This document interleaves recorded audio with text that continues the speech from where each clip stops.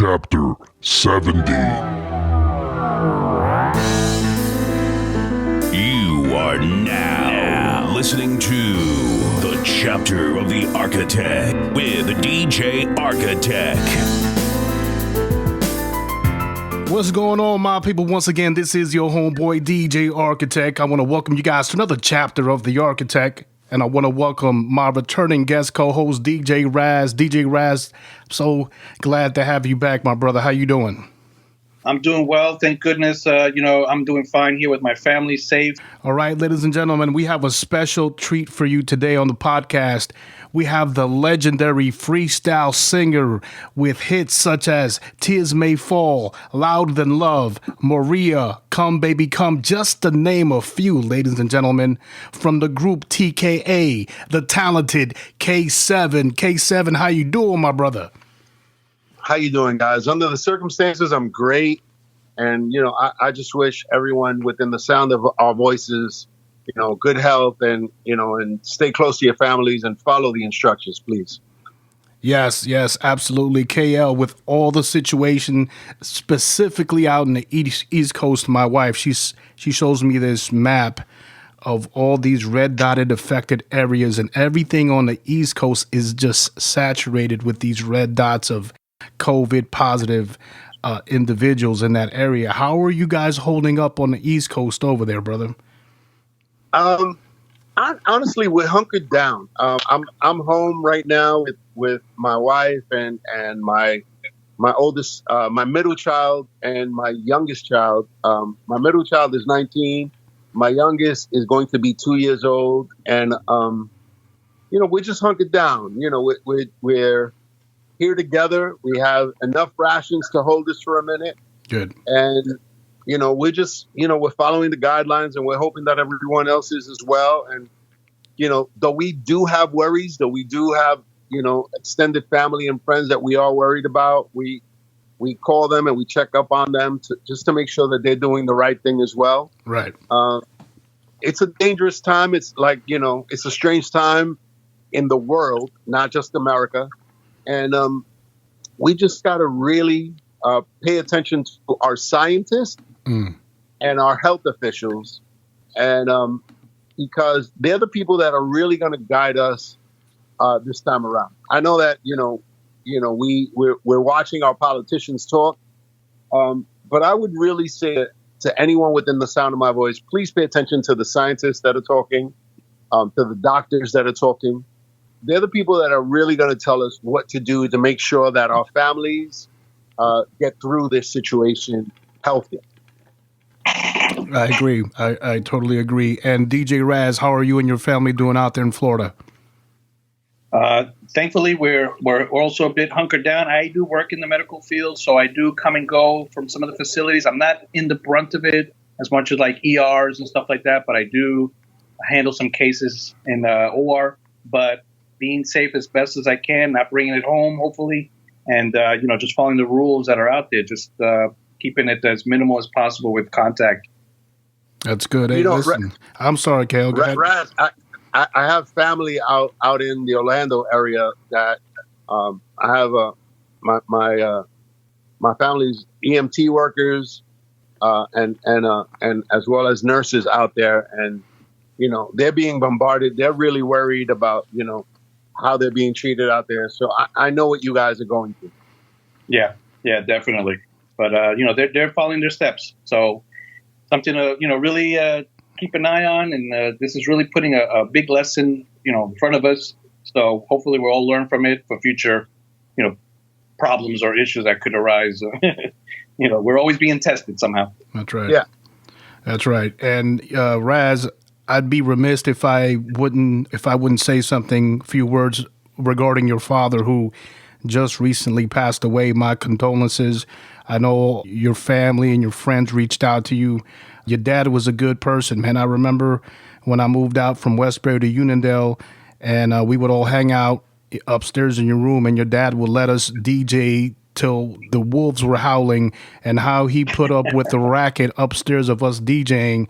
Bless his heart, and my condolences to you and your family. He was a really good man, brother.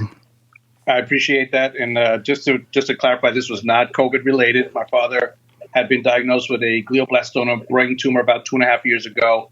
And, that battle was eventually lost because it's just an aggressive cancer. But I was able to get down here, be with him as much as I could.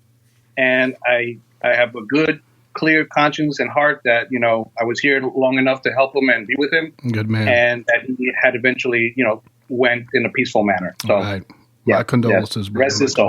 Thank you again. I also send my condolences to you and your family. Thank Kayel. I appreciate it.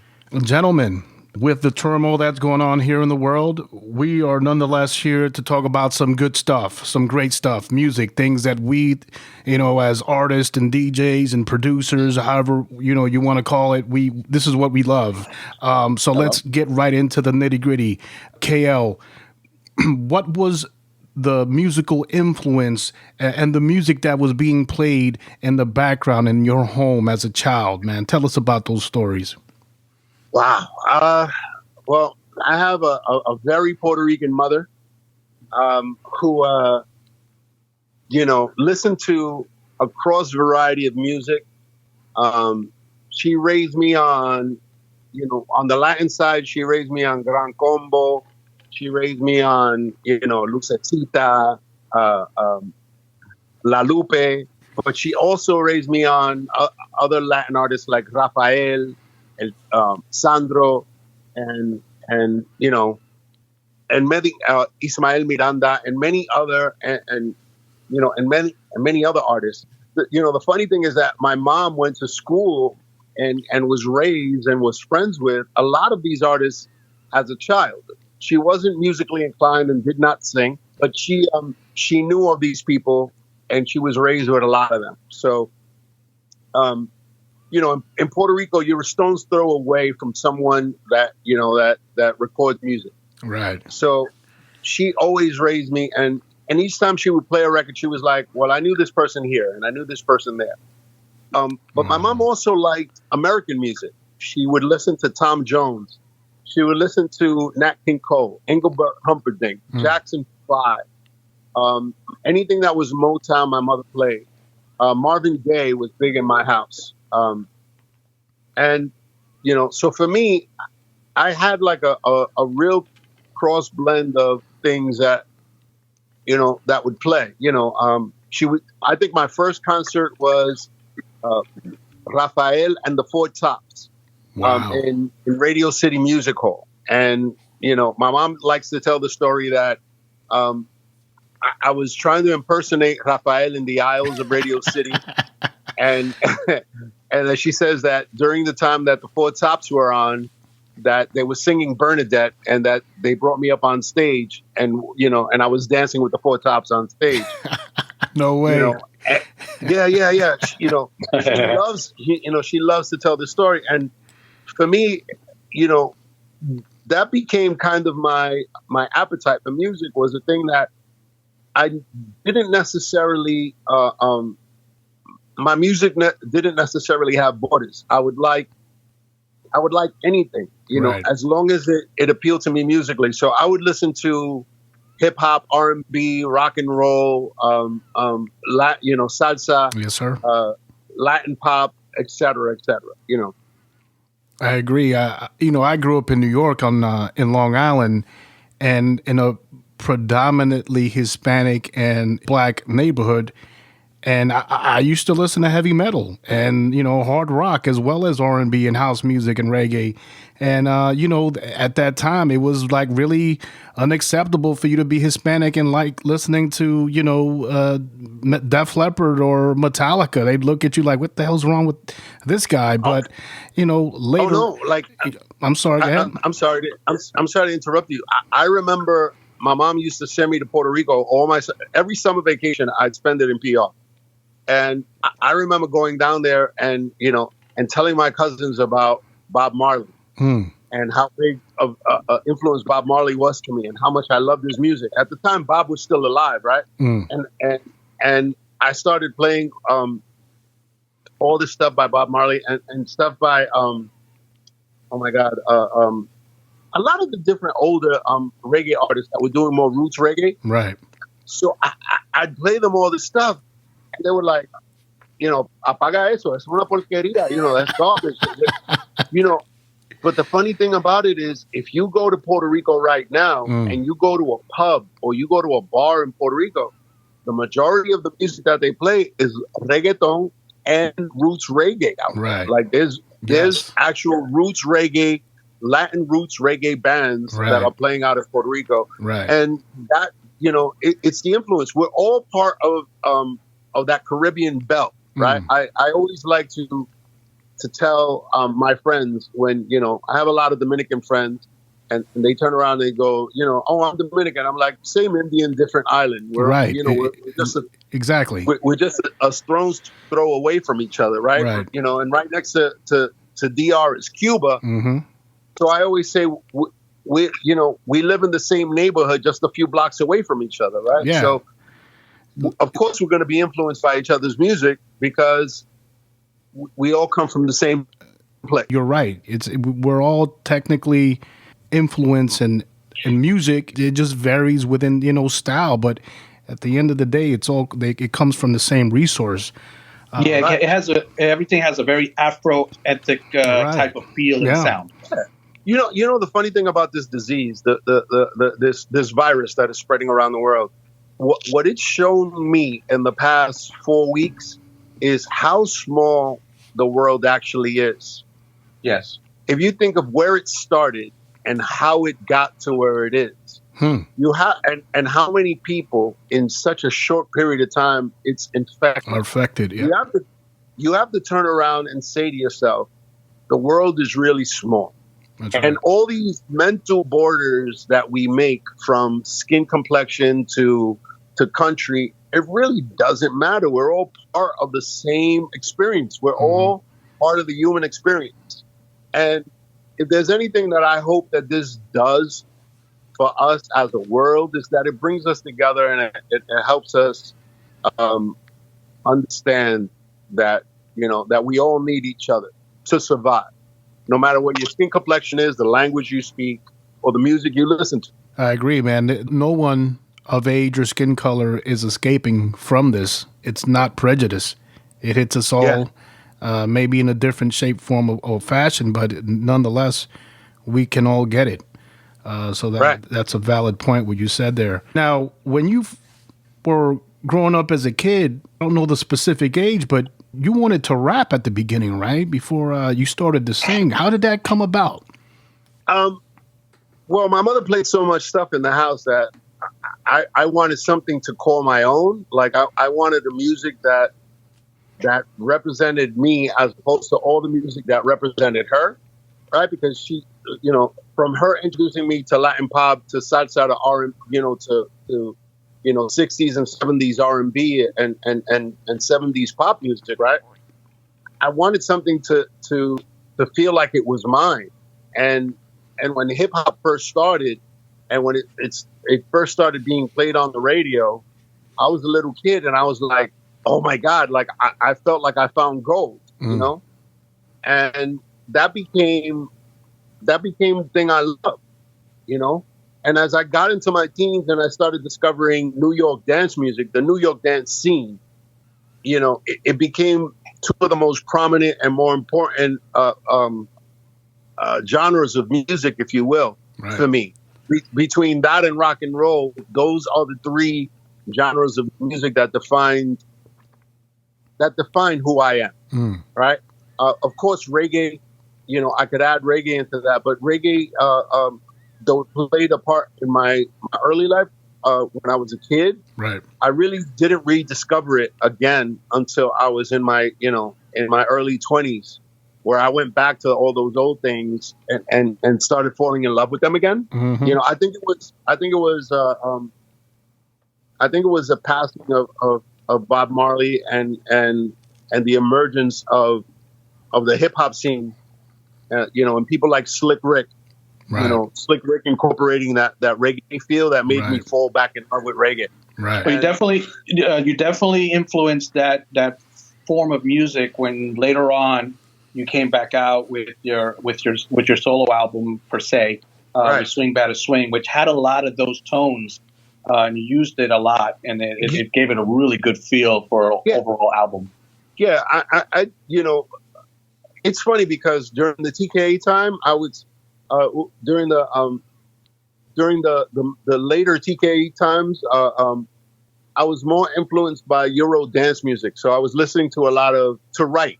I was listening to a lot of Depeche Mode and Love a lot of Depeche Mode. Erasure. Yeah. But I would listen to it to concentrate on more writing towards, the TKA audience. But when I would try to write for myself, which every artist has to write for themselves because they have to find their own happiness, right? And with their writing, Of course. I found it in hip hop. So I would listen to old original hip hop, mixtapes because they weren't on record. So I would listen to like Cold Crush Brothers, the old mixtapes that they would do for them, like the live recordings that they would do at their shows. Right. I would listen to the Force MCs before they became the Force MDs and became an R&B group. They used to show up at places like the Harlem World and up in 116th Street and Lenox, and they used to perform and they used to do routines. So I used to grab these things and gravitate towards that, and then try to mix it in with the stuff that was happening then. Right. So I would, Barrington Levy and a lot of these early reggae guys were coming up at the time, and One Blood was like a staple in New York club in the New York club scene. Oh yeah. And I was like, oh, I want to do something like that. I want to find something like that. And I was like, at first I got shy to it because I was like, how is a Puerto Rican kid, from New York, from Spanish Harlem, going to turn around and try to sing this stuff? And I was like, I just realized that, it doesn't matter. I'm still Caribbean. I can do it. That's valid. And because I'm a dark-skinned Puerto Rican kid, I've always felt like the double minority that's almost counted out, because when you're dark, they always confuse you with something else. So, you could say I'm Puerto Rican. They go, no, you look Dominican. I'm like, no, I'm Puerto Rican. No, you look black. I'm like, right. So that, that alienation or that non-acceptance makes you say, well, I got to find, how to be accepted. So for me, I said, well, whatever you confuse me with, I'm going to add it to my pot, Right. and I felt like inclusion, I felt like using inclusion would be my secret recipe. So whatever they said whatever they wanted to confuse me with, I'd add it to my pot. So I'd listen to, so that, I'd want to say, the hell with your confusion, just accept me for who I am, because all these things make me who I am. That's right. That's interesting. DJ Raz, go ahead, jump in, brother. I don't want to take up all the time, man, by all means. No. Kayel giving some great information. Yeah. I guess moving as time went on, and the influence of music that you were using for what you would later on well known for, which was for freestyle, how did the overall, I guess, you were going into the whole reggae part, but freestyle being its own niche and genre, how did you feel that you were able to fit into that part of it more so and come across with all the music that we all come to grow and love? All right. When we first started this movement, I thought that I'm going to be honest with you, I thought that sky's the limit. But I thought that freestyle would be accepted and loved by everybody. What happened is as soon as they started seeing that it was Puerto Rican kids from the Bronx and and Chicago and a few from Miami and a few from Texas that were doing this music, all of a sudden they wanted to label it. The funniest thing is that there was some great pop bands that came out of this, like Expose. Yes. Who had, top 40 hits, and there was bands that recorded this style of music that were doing it. But for us who were Puerto Rican or who were majorly Hispanic, they put a negative label on us. So in music, we call that putting us in a box, yes. right? So they say, they put us in a box. They don't want to get us out. So anything that we did to try to get out the box, if it became a success, they would automatically try to put it back in the box, if you will. Right. Yeah. So for me, I love freestyle. I always did.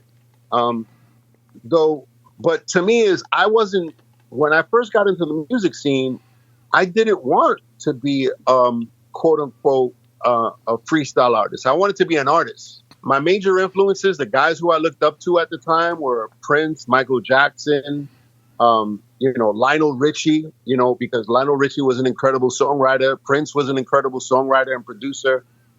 Michael Jackson was an incredible performer. Yes. And, and I wanted to say there was no, other than Tony Orlando, there were no Puerto Ricans in American music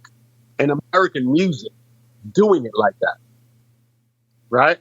The occasional Mexican, would come in, and you wouldn't find out that he was Mexican till like maybe 5 to 6 years after. Right. But they didn't necessarily want us to be part of their quote unquote gang, right?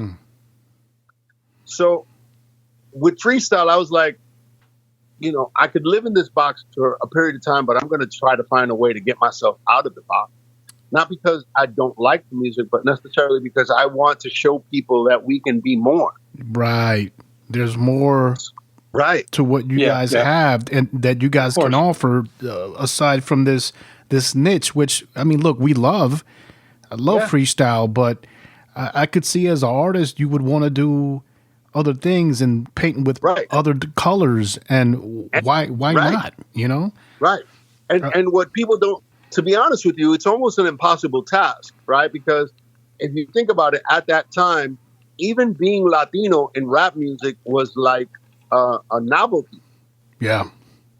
I want you guys to think about, before there was Fat Joe or there was TKA, there was a group called Mean Machine. And Mean Machine were the first rappers to rap in English and Spanish. And they were considered a novelty. And before Mean Machine, there was a guy named Joe Baton. And he was considered a novelty. And nobody really said, between Fat Joe and Mean Machine, there was Mellow Man Ace. That's right. Yeah. That's who I remember him. Yeah. Had his album. After Joe, came Be Real and Cypress Hills. But there was a time where we weren't allowed in. There was plenty of rappers, and I'll tell you this. A lot of Puerto Rican rappers in New York City, a lot of Latino rappers in New York City influenced a lot of black rappers in New York City become better. I agree. But we weren't accepted. So we had to find our own way. You're right. I could say that with Big Pun, who was thrashing lyrically a good percentage of NY rappers, just blowing them out of their socks with his verbal accuracy. And then let's go back a bit, man. You also had Prince, Marky D, and the Fat Boys. And, I remember... Go ahead. Here's the funny thing about Mark. Mark was established early, but what they tried to do with Mark was they tried to pass him off as a light-skinned black guy. They didn't talk about him being Latino. That was the point that I was trying to make, man. I remember looking. I still got the album cover with all three of them, and they're holding a pizza and a hamburger and a ice cream cone.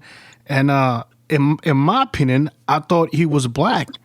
It wasn't until years later that I found out that he was Hispanic. I was like, man, why did they portray him in that light? It would have been great if I would have known he was Hispanic, because it would have given us as Hispanics, and I'm not trying to make this a racial thing. That's the last thing I'm trying to do, but it would have gave us wind to be like, hey, man, have some aspirations. If he could do it, you could do it. Right. But the funny thing is that's what the freestyle scene did for Latinos for a long period of time. It showed us that we can do more. So it opened up the minds of a John Leguizamo. It opened up the minds of, we don't realize that we think that the influence has to be musical. It doesn't necessarily have to be musical. If you look at almost every single special from freak to Latin history for morons. Yeah. Right. To, every single special that John Leguizamo has done, he's incorporated freestyle music into that to show you the influence of that style of music in his life. That's right. And if you look at John Leguizamo, you got to look at Rosie Perez. If you look at Rosie Perez, you got to look at J-Lo. You got to turn around and you got to realize that Uneven Longoria was influenced by the Stevie B's of the world, the TKAs of the world. Yeah. And these are people that are actors. And on top of that, you got to look at you guys, the DJs, who are the front line for music as a whole.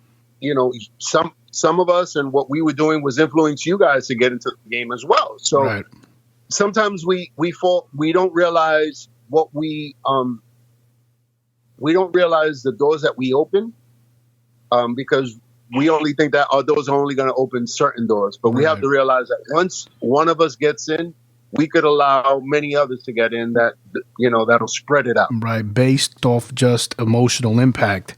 Right. We did a podcast and we interviewed Lizette Melendez, and she was telling us that, when she heard Lisa on the radio, she was like, oh, okay, man, I got to burn rubber, and if she could do it, I'm going to do it too.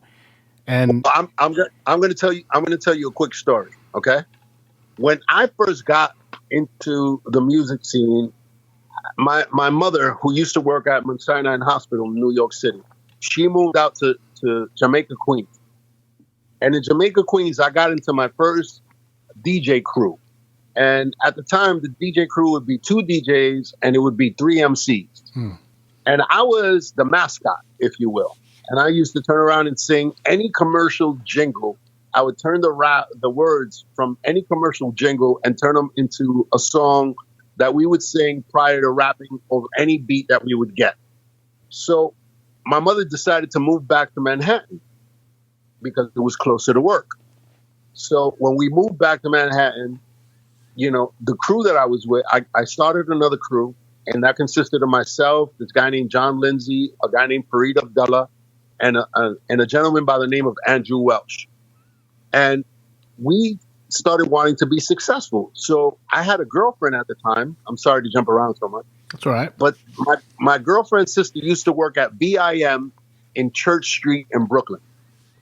And she worked with a guy named Mike Hughes. And they said, well, they're looking for a group of Latino rappers that they wanted to start a group with. So they invited us to come down to Brooklyn. We took a ride out to Brooklyn. We went to this basement. And in the basement, we started recording demos with 2 guys. This guy named Mike Hughes, a guy named Baby Jerry, and another guy named Junior. And we would do these demos with them. And they were like, hey, listen to the song that we got. And he played the song called Roxanne, Roxanne. And he says, we're looking for a girl. And I had just started high school. And I gave the elbow to my friend Fareed. And I said, Fareed, what about your sister's best friend? And his sister's best friend was a girl named Lisa Velez. And that girl named Lisa Velez turned into Lisa, who had a record deal 2.5 years before I had a record deal. Wow. My group dissolved, and then I got into another group called TKA. Yeah. But Lisa had I Wonder If I Take You Home before. So, it's weird, right? Because you don't know what life is going to bring you. You don't know what doors are going to open up for you, but you know that you can help, someone else even without even knowing. Right. You can. That's right. It's okay if we jump back and forth. I'm going to do it too. That's fine. In the early 80s, our freestyle is born. How did you feel when, for the first time, you hear on the radio, Let the Music Play by Shannon? What were your emotions, and did you think that type of music, because it was almost like a disco, popish, what did you think of that song, and did you think that it would explode up and hit the charts the way that genre did? You know what? For me, it wasn't Shannon that sparked it for me. It was songs like One More Shot. It was songs like It was more of like Body Mechanic and the electro funk stuff that was happening prior to that. The songs that were really playing out of the boom boxes, that's what we called them back then. In New York. Yeah, we from the same age, brother. We around the same era, right. so. Right. So when I had a few boom boxes. right. So when Let the Music Play came out, you were like, oh snap, that style got on the radio, but the energy of what was happening was already inside you because of you heard all these other records coming out. Right. You know what I mean? Arthur Baker and what Arthur Baker was doing with the influence of his relationship with the Latin Rascals, Tony Moran and Albert Rivera back then, yes, was a big deal. The funny thing is to have those guys be part of my entire career was a big deal for me. But when I first heard Shannon, I first heard Shannon, believe it or not, I had snuck into a club called Roseland. And Roseland. Damn. Right. And there was a DJ by the name of Tony Torres who was playing at Roseland back then. And he'd let me hang out in the DJ booth because I was too young to be in there. And I was looking over, the crowd and wishing that I can get on stage. And I saw Shannon perform her first time at Roseland and said, wow, yeah. If I could just have a record that big, that's how I felt when I first heard that song. That's the influence that song had. It made me want to have a record with that type of energy. That's what it really made me want to do. And now that she's my friend, and we've been friends for a lifetime, if you will. I take it for granted. I never really tell her influence, but on me. But yeah, that's what it was. I saw her perform in San Diego. I think this past September at the sports arena, and she tore it down, man. Vocally, she was on it, and she looked great. Her stage performance was explosive, man. Very, very potent singer. K-7, man, let's get into it. How did TKA come about? Well, I used to go to a high school named Julia Rich, and I used to write songs whenever I could during classes. I was in high school with a gentleman by the name of Mark Anthony Munoz, who you guys just know as Mark Anthony. And we used to get into this routine of writing songs together and then reciting the lyrics to each other during either lunch or whatever, So I wrote this song called Scars of Love, and I came home. I wrote half the song in school, and I came home and then I wrote, half the song at home while washing the dishes, and I was saying, I want to find a way that we can sing this song. But, the group that I was with, which was the gentleman that I mentioned earlier, they weren't singers, and neither was I. And I said to myself, I need to surround myself with some guys who could sing. Right.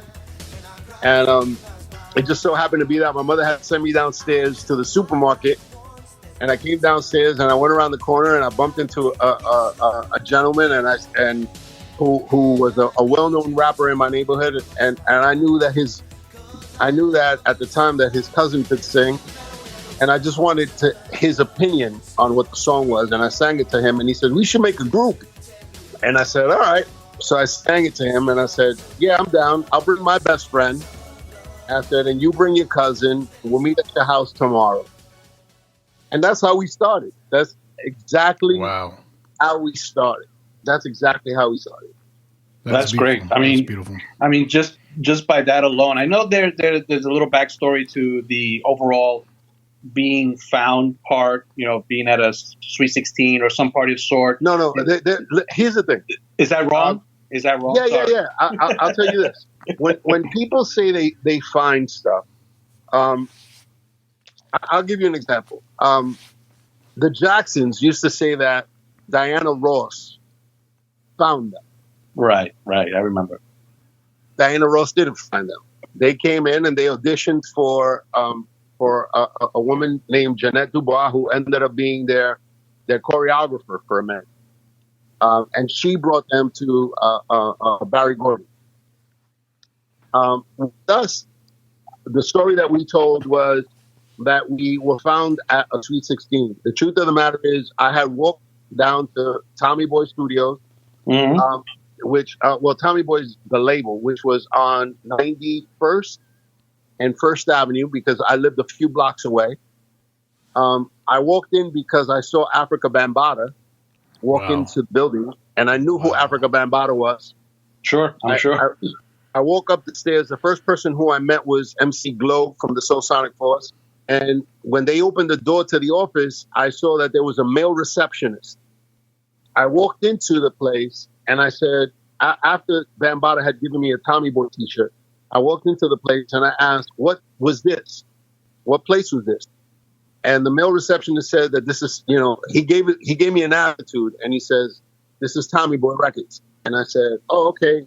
I said, what's your name? And he said, my name is Joey. I said, oh, my name is Louis, because that's my real name. My name is Louis. I shook his hand and I said, yo, I got a group. I want you guys to hear us sing. And he says, yeah, sure. So he ignored me, and I kept coming in week upon week upon week. And one week I invited him to come. He showed up to our show, which happened to be on 97th Street between Lexington and Park Avenue at the school that I used to go to called St. Francis. And he walked in and he saw me performing up on stage with my then crew, which was TKA. And he saw us sing Scars of Love. And he became my producer and my songwriting partner. His name is Joey Gardner. Yes, sir. Yeah. And that's how we got our record deal, because he took us back to the label, introduced us, and it was us. And so we got signed at the same time as a group called Stetsasonic. All right. They did. Daddy-O was one of the lead rappers on Stop the Violence. That's right. Yeah. Back in the day. Yeah. We started out back then. Our first record was singing backgrounds on a record from Tommy Boy called Live Squad of The Facts of Life. And you'll hear us singing backgrounds on that record. And that's the beginning of how our lives changed. You know what I mean? Wow. So the first, I remember, this is in the mid 80s, man, and listening to Z100 in New York. And songs, from Expose and the Cover Girls were on the radio. And then I hear this song from this brand new group, man, and it's the song is One Way Love. And it's going up the charts. And I was like, man, this song is dope. As a kid, I was like, holy shit. Tell us about how One Way Love came about in recording, the recording process of that song. We were... I want to say we were at least 50% of the way into our Scars of Love album. At the time, there were 5 of us in the group. It was me, A.B., Tony, a gentleman by the name of Spider, and a female by the name of Linda, who later on became La India. Started to sing La India. Wow. That's our 4th TKA. Yeah. And she was, and we were a group together at the time. And we were halfway into recording the album, and we were having a problem because we were trying to make the perfect beat for Scars of Love. And we kept going to different producers. We went to Latin Rascals. We went to Cabillas and Cole. At the time, they weren't called Cabillas and Cole. That's way before they were called CNC Music Factory. And we were trying, and Joey was even trying to make a perfect beat for Scars of Love, and we couldn't find anything that was working. And we met this guy named Marco Olivio and Jeff. And they brought the song. And the song only had 2 verses, and the verses were incomplete. But it sounded like a perfect pop record. But none of us none of the members of the group. The only person who liked it was Joey Gardner, and he slowly kept feeding it to us, bit by bit, and tried to convince us that this record was going to be a big hit for us. And he did everything from write the third verse to the song, and make it very Scars of Love-ish, so that we would like the record, and and he took exception to it. Like, he really poured his heart into it. And I can't tell you that song to me is, I'm grateful for the song because it got us to where we were. Right. And it opened up the doors for us. But I'll be honest with you, just like when I did the K-7 project, it wouldn't have been my first choice to be the first single. But in both the K-7 and in the TKA thing, the TKA album, Joey having the first choice led us to our success. It's funny you say that, because a lot of the times a particular artist may not care for a particular song. And I'll give you an example with Richie Sambora and John Bon Jovi, where John Bon Jovi didn't care for Living on a Prayer. And Richie Sambora was like, what are you talking about? That's the hit, man. You got to push that out. And after him constantly beating him over the head, they put it out, and it became, their number one hit off the Slippery When Wet album. So it just goes to show you, when we did the K-7 album, the song I wanted either Zunga Zang, which is I Love to Turn You On, or Move It Like This to be the first singles. And I was angry. I was like rabidly angry at the fact that Come Baby Come was going to be the first single. And it's a song that you hear it anywhere, people know what it is. Right. And now 20 plus years later, 25 plus years later, right? I turn around now and I go, wow, it changed my life. And it's fed my family for 25 plus years. Kayel, I had this question further on here in my list, but now that we're talking about it, let me go ahead and fast forward here a bit. Were you aware that Come Baby Come was going to be used on the original soundtrack for the Suicide Squad? And what was that feeling of hearing your music being played on a movie, my brother? Well, it took a question from mine just before you answered, Kayel. Just a little earlier on, he's already been in movies, but I know he'll know that answer. So you can lead into all that. I want to tell you that being a songwriter and an artist at times becomes a gift that keeps giving, if you're lucky, right? So I've had songs in movies like You Are the One by TKA was on Lean On Me, which is a cult classic, right? For us growing up in the 80s, right? So it was on Lean On Me. And then I felt like when Come Baby Come came out, I was like, they put it on The Mask and they put Heidi Ho in The Mask.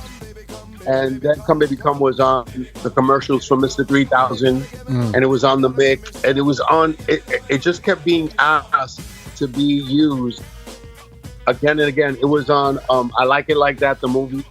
And I kept saying to myself, I was like, wow, how lucky am I that I've been able to have this song reoccurring each time, right? So the funny thing is, right before the movie came out, I'm a big comic book guy.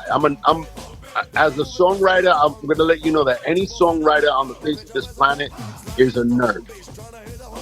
And I can tell by your feed. Right. And I am a straight nerd. I read comic books to this day. I can tell you everything that's going to happen in the world right now because of comic books. So everything that's happening right now to us in the real world, and I've read it in every single comic book or movie I've ever seen.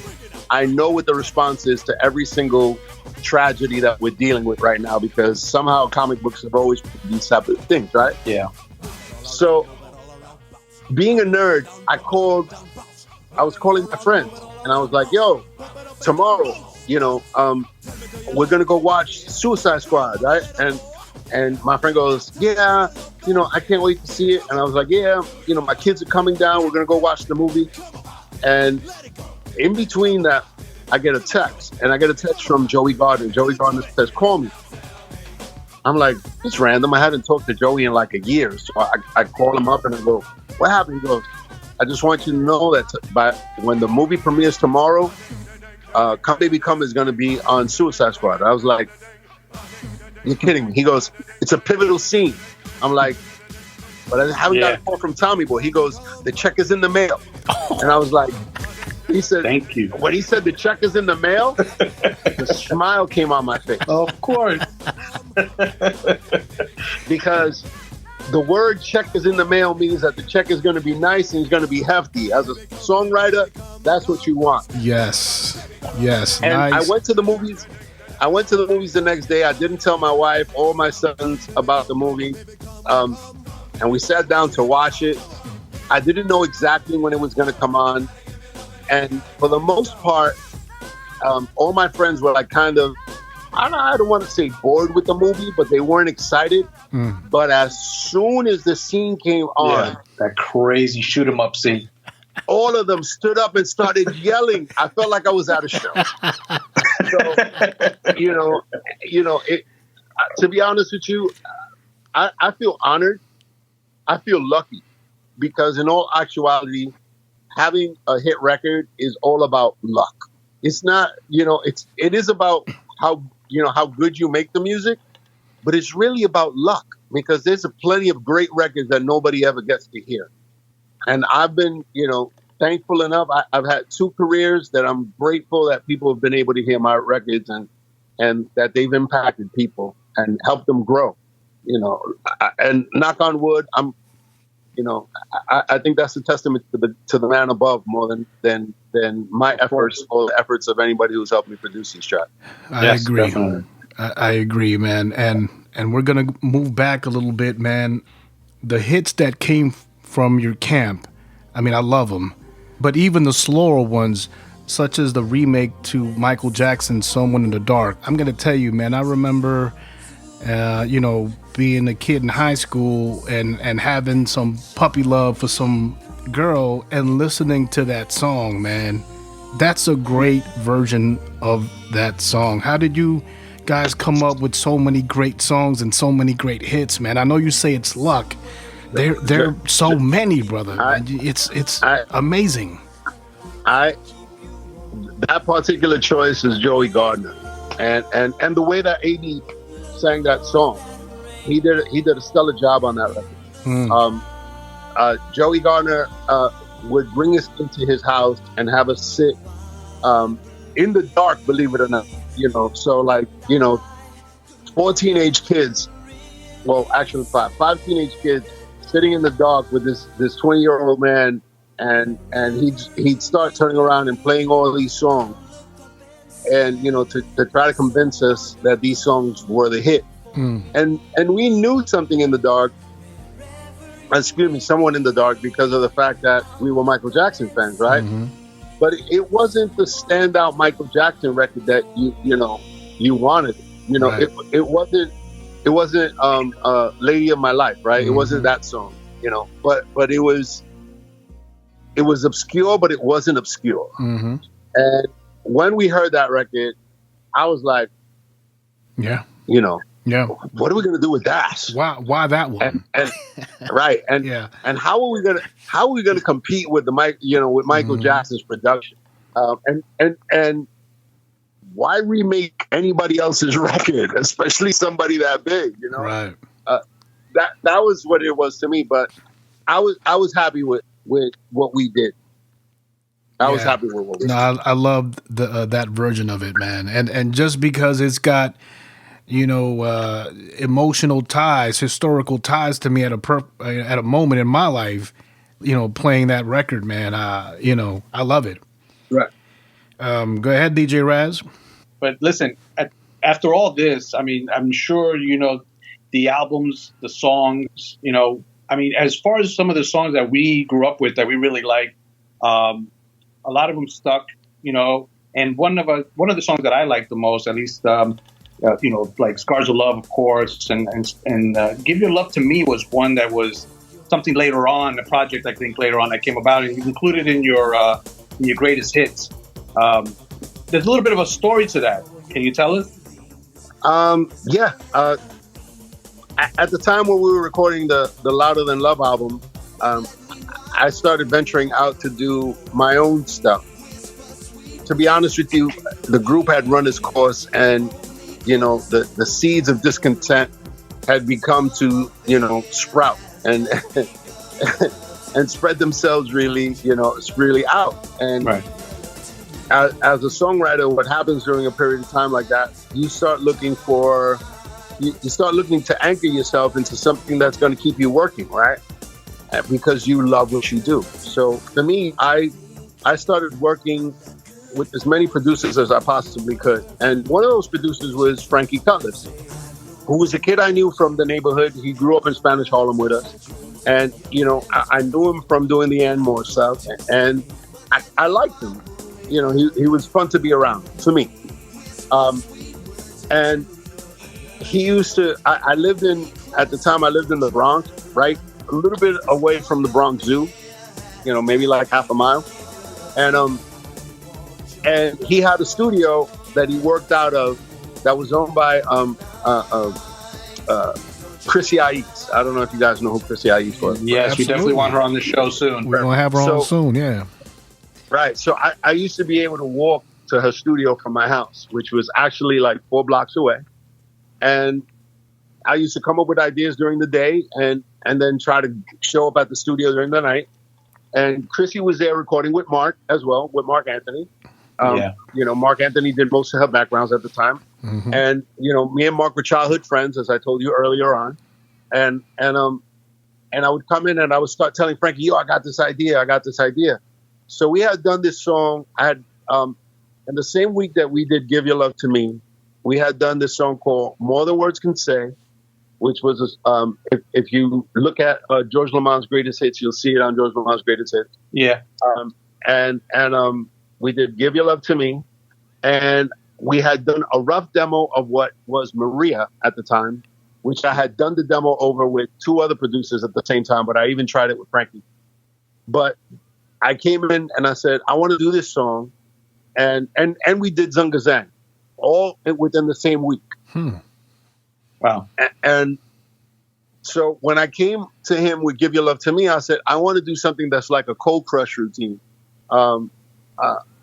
For the rap scene, one of the greatest pioneers are Charlie Chase, Tony Tone, and the Cold Crush 4, or AKA the Cold Crush Brothers, which to me are one of my biggest musical influences ever, energy-wise. And I wanted to do a routine that like they would do on one of their live tapes. So what they would do on their live tapes is they would play a song like Apache or Rocket in the Pocket. And for you DJs, you'll know what I'm talking about. Mm-hmm. And what they would do is, or Love Rap, and they would turn around and they would start playing the record. Now, because they would drop out if the rapper was doing an emphasized line, they would drop out the line, and then they would start the beat again when the rapper starts, on his next bar. Right. So I saw how exciting those moments were, and I said, I wanted to write a song like that. So I wrote this. I had been dating this Italian Argentinian girl, whose parents were very against her dating a dark-skinned Puerto Rican. Right? And so I wanted to write the song about that, about them not liking me, and how I wanted to be with this girl. So all your friends tell me that you care for me. The beat goes in, boom, boom, and then it drops out. You hide all your feelings and you're scared of me. Beat starts again, boom, boom, and I told Frankie, do that, and because I was influenced by Charlie Chase and the Cold Crush 4. And as soon as I finished the demo and it was done, the first and second verse, I brought it back to Joey Gardner in the midst of recording all the Louder Than Love records. and I gave him More Than Words Can Say, Zunga Zang, and Give Your Love to Me. And I left it with him one night. He called me back the next morning and told me he hated all 3 records. Jesus, he was a monster. He said, I hate them. What? And I walked away. And I walked away like, well, heck with it, you know. What am I going to do? So I turned around, and out of all 3 records, I turned around and I said, I came back to Frankie, and he goes, what are you going to do with More Than Words Can Say? I didn't want to part with More Than Words Can Say. The funny thing about More Than Words Can Say was it was the prototype for Louder Than Love. And we had, and we didn't have Louder Than Love at the time. We hadn't recorded that. So More Than Words Can Say was a prototype for Louder Than Love. He didn't like it. I was like, all right, you know, I want to keep this record. And he goes, what are you going to do with Zunga Zang? I'm like, it was more a rap type record. So I was like, I don't want to give it away either. I want to keep it to myself as well. I said, but you know what? I'll give Your Love to Me, and you could have it. He goes, but I can't sing. I said, yes, you can. Just mimic what I already did. Right. Yeah. And he turned around and mimicked it. He says, but what, you know, but what am I going to do after that? And I said, and he goes, why don't you write another verse? I said, no, this is what you're going to do. You're going to record the last verse, and what you're going to do is we're going to do like a Quítate Tú Pa Ponerme Yo, Fania All-Star record, where you're going to start putting each, you know, you're going to invite other artists to be on the record with you. And he looked at me like if I was crazy. And I said, yeah, you know, because at the time I was starting to think of what the K-7 concept was going to be. And the K-7 concept for me was originally going to be me, George Lamont, and an artist by the name of Joey Kidd, because we were very close. Joey Kidd, we were very close at that Absolutely. time. And I said, why don't you invite George, and why don't you invite Joey, and you put them on the record? And I walked away, and like 3 days later, Frankie comes back, and he re-sang the song like I told him. He re-sang the first and second verse. He sounds awesome. Right. And then he turned around and he added George. He added Chrissy. He added Mark Anthony. He added Joey. And he added Danny Holiday all to this record. And it became like the first underground freestyle street record ever. It got out there. Yeah, it spread like wildfire. And all of a sudden, Joey calls me up and goes, hey, you know that Zunga Zang record? I like it. You know that Give Your Love to Me record? I like it. And I'm like, you said you didn't like it. I gave it away to Frankie. I got the Zunga Zang record, but I can't give you the Give Your Love to Me record. And he was like, why not? I said, I give it away to Frankie. He says, I know. I heard everybody else on it, and it's a fucking amazing. Why didn't you give me that record? I'm like, you said God. You didn't like it. So he goes, get it. He says, get it back. But the song, in less than 3 weeks, everybody, even fans, were coming up to me telling me how amazing this record was because of that last ad-lib session at the end of it. Yeah. Where Mark, and if you guys ever have a copy of this, listen to what Mark Anthony does. Whoa. Which, believe it, dude, I got my tape rip still in digital format now. I want a clean version.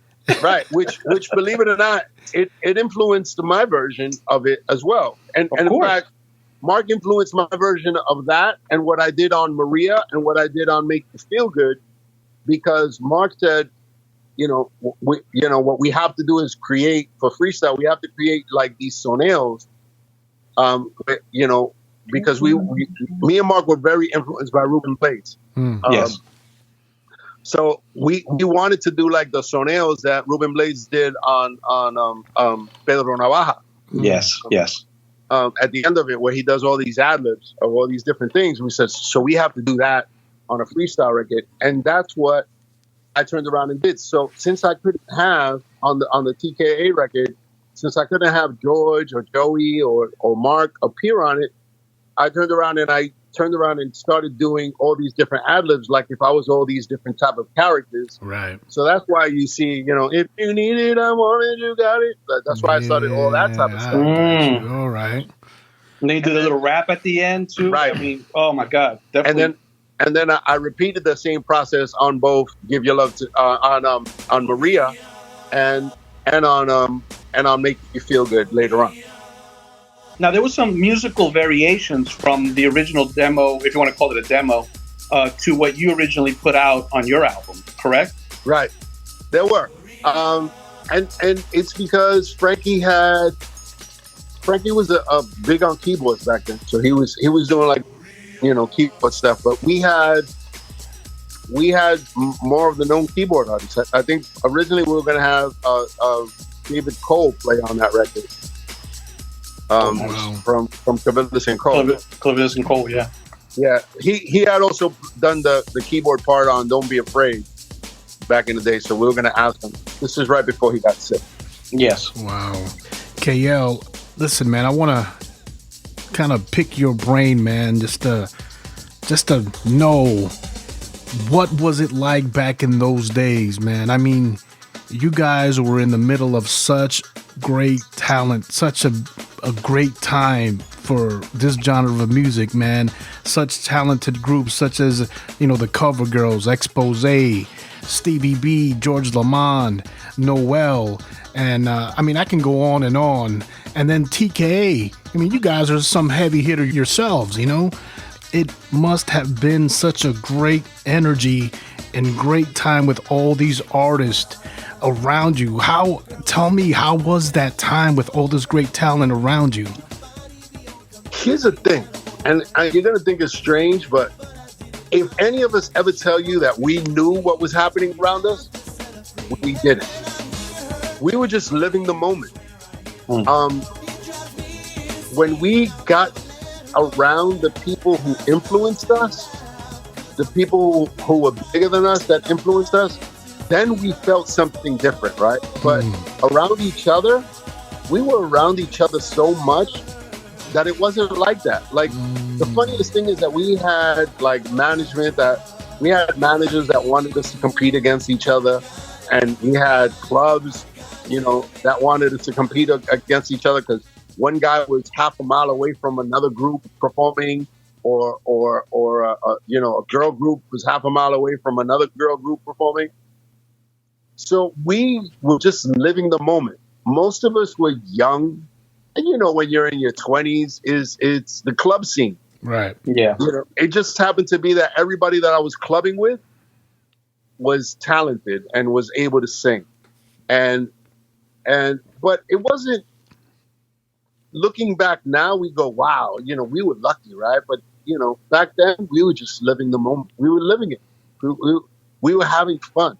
Right. If I tell you I'll tell you, when I was a kid and I met the Jets, who had a record deal way before I did, I was impressed by meeting the Jets. If you tell me what it was like, when I met Bobby Brown at Roseland back in the days when I was a kid, I was like, oh shit, there goes Bobby Brown. Right. Part of my language, or what it was to see, to be in the same place as someone like a Keith Haring or Basquiat, who used to always hang out in the clubs, but we used to ignore them because for the most part, they were guys who we hung out with, or that hung out with people that we knew. So it was different. It makes sense. It totally makes sense. You guys are coming up at the same time, so it's not a norm for them. Yeah, you're not starstruck. Everyone's doing and conducting business because, hey, you're in the music business. They're performing, you're performing. Show's got to go on, right? Yeah, like when I was a kid, I'd come down the train, I'd see something that, going home, and I would like, oh, look, Keith just tagged up on that wall. And because we knew so many graffiti artists, and at the time what Keith Haring was doing was graffiti to us, we didn't look at it as art. We were like, oh, he just tagged up on the wall. Oh, that's pretty cool. What the hell does that mean? That's right. Whatever. That's right. But when we found out that stuff was going for hundreds of thousands of dollars, we were like, cool. Yeah. You know what I'm saying? Yeah, and, definitely. It was all in the moment. It was all in the moment. Yeah. So like when we performed with Stevie, oh, no big deal, it's Stevie B. Or oh, look, it's Debbie Gibson. Oh, I performed with her last weekend too. It was no big deal. But But when someone becomes bigger, then the mystique comes around. You get what I'm saying? That's right. Totally understand. But also, no, I was going to say now, with all that being said, it created friendships and concrete, people that you have dealt with for so long over the years that even to this day, we look back to the collaborations that you guys do now, just socially, and also in the performance. You're all still there, for the most part. You're back and forth. You're doing all the different venues. You're selling out venues. I mean, bringing it forward a little bit. Like, did you feel that how it is 30 plus years later, that you would still see this somewhat of a strength of what this genre of freestyle and this type of music and then the people you worked with all along would still hold? No. Yeah, I didn't. Okay. I'm not going to lie to you and say that it didn't. I saw because I was more into hip hop. I saw a resistance and a dislike from freestyle from the hip hop community. Okay. And when I started working at radio, when I worked at KTU, and even when I worked at Hot 97, I saw a resistance and a dislike for freestyle music back then. So I didn't think that it would be embraced. And even before I worked with those places, there was such a resistance. It was like the best way that I can describe it is back then when freestyle first came out. If you guys are as old as I am, you guys will remember when Menudo first became a popular group. Absolutely. Yes. Yeah. My cousin was so into them. Right. So here's a question: were you? I was. Raz, stop lying, homeboy. I was. I'll tell you why. Because I will tell you this. I will tell you this. I have a few favorites. Don't get me wrong. The majority of the girls liked Menudo. The majority of the guys did not. Hey, I tell you what, they got some songs, man. They got some They had some good ones. But I even knew some word for word. Don't get me right? wrong. Yeah. No, and listen, and I got friends that I got male friends that even know the dances. But the reason I use that as a description is, guess what happened to freestyle in a way? Because either you got it or you didn't. And the majority of the people didn't get it at first, and they resisted it. And, because my taste in music teetered and because I hung out in all different type of crowds back then, I used to deal with the people that liked it and the people that didn't. And it was more of a crowd that didn't like it than a crowd that accepted it. Yeah, you know what, Kayel, I can tell you this. I got friends who are African American, and we were sitting here in my studio and I'm DJing and I'll mix a freestyle song just to see what they're going to say or their facial expressions. And they're like, hey, why are you playing that? Like, you know what I mean? So I totally understand what it is that you're trying to say. A lot of people just don't get it. During the quarantine, during club quarantine the other day, my boy D Nice turned around and played Lisa Lisa and did a little freestyle set. And some of the people in the crowd said, what do you play? Right. Yeah. Yeah, man. That's the truth. Yeah. There was a few comments in there. So, that's what it was. Mm-hmm. But, there is a love in America. Sometimes it's regional. Sometimes it's New York, Florida, Texas, Chicago, San Jose. Occasionally we'll get Boston. Connecticut absolutely loves us. But, Ohio hardly ever plays us. You get what I mean? Yeah.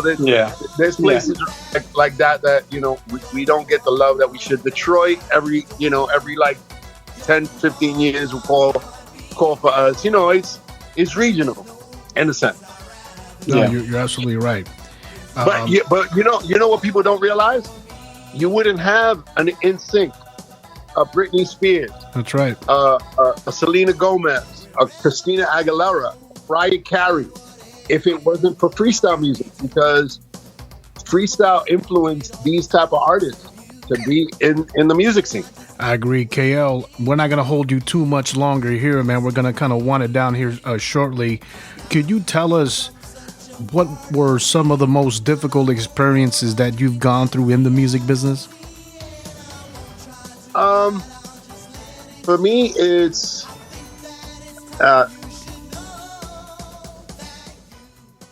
what it's been in life. It's people looking at you for what your shell is, and breaking down your shell. So as a kid, like I said, I consider myself like a double minority, right? Because I'm a dark-skinned Puerto Rican kid, right? So because I'm dark, I'm too dark to be considered Latin, right? And because I'm Puerto Rican, I'm too Latin to be considered black. So throughout my career, somehow or another, these are the hurdles to me that I've had to overcome, and those hurdles lead into the acceptance of the music, and and how people choose to support. Right. Basically, how do I look at it? I look at it as this. I'm like, you know what? I would have had to deal with this hurdle regardless. So why sit here wallowing about it? I got to get past this and get to work. That's right. And I got to show and prove. That's right. I can't let that stop me. That's right. At the end of the day, we got to hustle to make it happen. Absolutely. Yeah.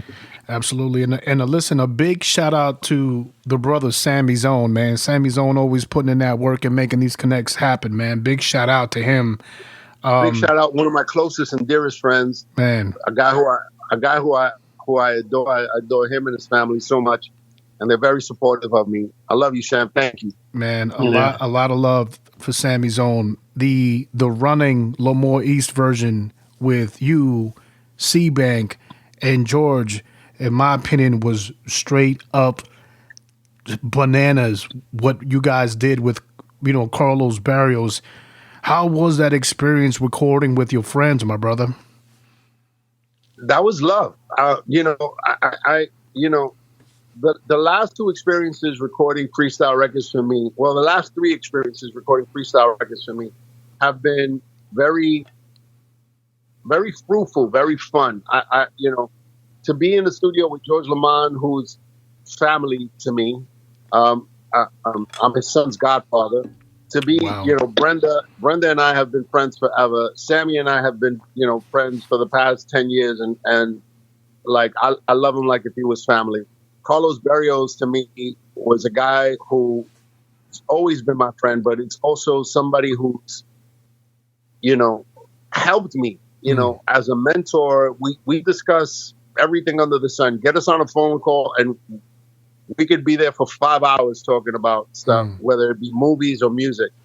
And then I just recorded a song with Judy Torres, Cynthia, and with Tony Moran and Andy Panda, which was incredible. Wow! And Don't Call It Love. Don't Call It Love. And coming soon, I have a song that I did with Willie Valentine. And oh yes, like Willie, which I think you guys will enjoy as well. And it's TKA music for you guys who love TKA music. But I got some K-7 stuff that I just put out a song. As a matter of fact, yesterday, it's called "Que Dirás," which is it's a Spanglish English record that I did with my boy, the Last American B-Boy. And if you go to iTunes right now, you'll find it. You'll like it, and I hope you guys enjoy it. Sure, thank you. And, I'm sorry. And I did the song with Cuddy Ranks called No Te Enamores de Mí. No way. Nice. What? That's dope, bro. Yeah. Hey, Kayel, now just to touch a little bit more on what you just described with the most recent projects and work that you've been doing, this slight resurgence that we're seeing, at least in my eyes, it's a bit of a resurgence, maybe because I'm more into the social media part of it and I see it more day in and day out. But who do you feel is reaching out to who more so? Artists to producers, producer to artists? I think it's producer to artist, believe it or not. I think that you know, artists are really stuck on their ways, and you know, the majority of the time we're too scared to make the first move. I learned that sometimes though you have to let go of the ego to get to where you really need to go. You know, but I would say it's more producers reaching out to artists, because producers take this a lot more serious. You know, a producer and a DJ, the love that a producer and a DJ have for music is totally different than an artist does. Right. It's just really, and honestly, it's really, there's a devotion that you guys have to playing music and creating that is, you know, it's really different. You think they're trying to fulfill a little bit of the temptation of the fan, maybe more like a demand type of thing? Hey, we want to hear more. Where have you guys been? It's been quiet. You guys, you know, something to that nature? Well, I think that the resurgence of freestyle comes really from the fans. I think that Yes. I think in the past, and you know, sadly in the past 10 to 15 years, music has become so cookie cutter, and so I want to use the term ADHD-ish, meaning that, you know, a record will come out today and it will be old school by the next month. That people are looking for something to grab onto, to anchor onto for a longer period of time, and the music is not allowing you to anchor into it. So they go to past records because they believe that records in the past, the history has a more grounding force than today's music. So I think with freestyle, it reminds you of a time where things were a lot simpler, and I think that's why they go back to it. That's right. For sure. Yep. I mean, that was our time, and believe me, it gives me goosebumps when I hear certain songs come out of nowhere and be like, oh my God, I remember this. Yeah. Or there was a good time in our lives that we were dealing with. Right. And yeah, that's why we keep it so dear to our hearts. Mhm. And I mean, anywhere you see people talk about it or post a message, it's like, damn, it brought me right back to that moment where that song was playing and this was happening in my life, and be it good things, bad things, and we all relate to it and associate it in different ways. And I think that's what's always kept this genre very, very strong for us. And the fans keep it alive, and they keep pushing, and, you know, and keeps you guys going, because we demand for you to see you guys perform it, sing it, or do more stuff with it like Right. you're doing now, Yeah. which is what Listen, like I said, it's right up our alley. We're loving it. If I could be honest with you, I work more now than I did in the heyday of TKA and K-7. And I believe you. I believe you, because I follow you on social media, and you guys are posting shows left and right. And Yeah. I'm happy for you guys. Knock on wood, you know, and I hope that once we get past this virus, that we can get right back to it. Yeah, I was on a cruise with you guys in February, so it was a pleasure meeting you, hanging out with everybody. Yeah, we chill, we talk. You probably don't remember me, but, you know, I'm sure you met a lot of people, but we definitely collaborated and talked, and, you know, just hanging out with the family, because that's how, you know, they call it. It's a big family, and Sal calls it that way, and the shows were awesome. It was just a good way to be close to you guys and really take part. Like back in the day when we were growing up, for us, you were the celebrity. So for us to say, oh, shit, you know, there's, you know, Kayel or whoever, you know, Coro, Cynthia, Judy, you can't get up there and just start talking and say, hey, what's going on? Right. What's new? What's coming? So to actually have that way to partake in these smaller scenes was a good thing. Meeting Tony, meeting Andy Panda, which to me were big contributors, watching them in the show back in the day and stuff like that. Second generation, was, absolutely. Second generation was a big thing. So that those things are awesome, and the people that went, I'm sure, had a great time. And you guys with your family, your daughter, you guys, you know, are just great. You know, so it was a pleasure. Well, thank you, man. I appreciate the fact that you were there, man. I wish I could remember. I was one of the guys. I don't know if you remember. You guys were chilling by the pool one time. Another buddy of mine with glasses, Calvito, called you over. He was talking to you guys about it, whatever. And I was kind of next to him, chilling in the pool, and we were just kind of talking. But I'm sure you had a lot of moments and scenarios like that. But we definitely spoke, and I appreciate that you took the time. Oh no, I appreciate it, man. I hope you had a great time. We did. My wife and I, we had a great time. And trust me, where most of these cruises have been getting people sick, I think it was the one cruise where there was no corona. No, we were so lucky, dude. You don't know. Yeah. We got out of there clean and free, man. Definitely, probably for sure. before it popped off, I think, man.